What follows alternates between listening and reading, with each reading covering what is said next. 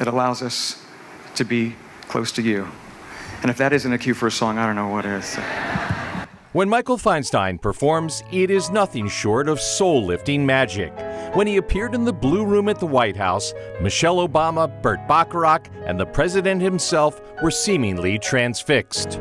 Memorabilia and other artifacts that relate to the American Songbook.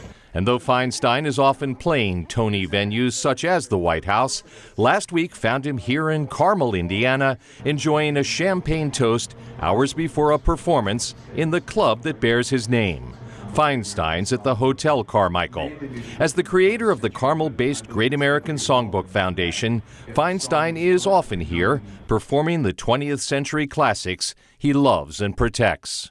One of my passions is trying to keep this music alive, this music being what I call the Great American Songbook, mainly music written in the 20th century, but I believe it's ever evolving in that if a song is collectively known in 25 years by everybody, it becomes part of the permanent songbook in that it still has emotions and feelings for succeeding generations. Feinstein wasn't in Carmel for his performances alone. July found him overseeing his high school songbook academy. I started a high school songbook academy as part of our Great American Songbook Foundation, headquartered here in Carmel.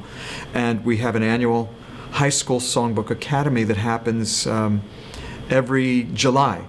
And so young people from all 50 states come and participate for this week-long intensive and learn about the American Songbook. And it's amazing to see how they embrace this very old music that still resonates for these young souls, and they listen to it alongside whatever contemporary music they like, and it becomes a part of their lives. You can't talk to Michael Feinstein without talking about Ira Gershwin, the iconic lyricist who teamed up with his brother George to pen classics of the American musical theater. Was he a mentor for you? He turned out to be a mentor. I moved to Los Angeles when I was 20 years old from my hometown of Columbus, Ohio. Ira Gershwin was still alive. He was 80 years old when I met him in 1977. I was 20.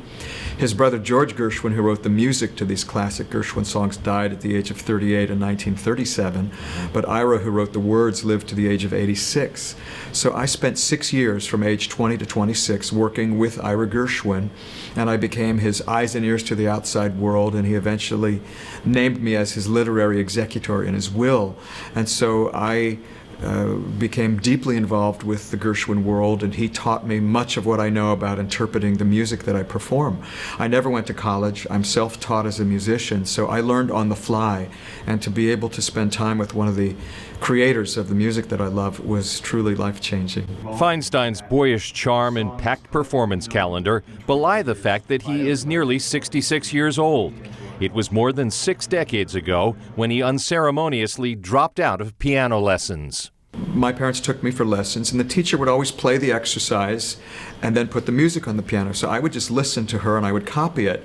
And after about 6 weeks, she put the music on the piano and she said, "Play this." And I said, "I can't." She said, "Well, why not?" She said, "You've been playing everything else." I said, "Well, you didn't play it for me." And she realized I was playing by ear. I had that talent from the beginning. And my mother was waiting in the hall, and she said, went out to my mother and said, "Mrs. Feinstein, do you really realize that your son is playing by ear?" As if it was the worst thing. And she said, "Yes, I knew that, didn't you?" And she said, "No." So I quit the lessons, and I essentially taught myself to play, and I've been faking it ever since.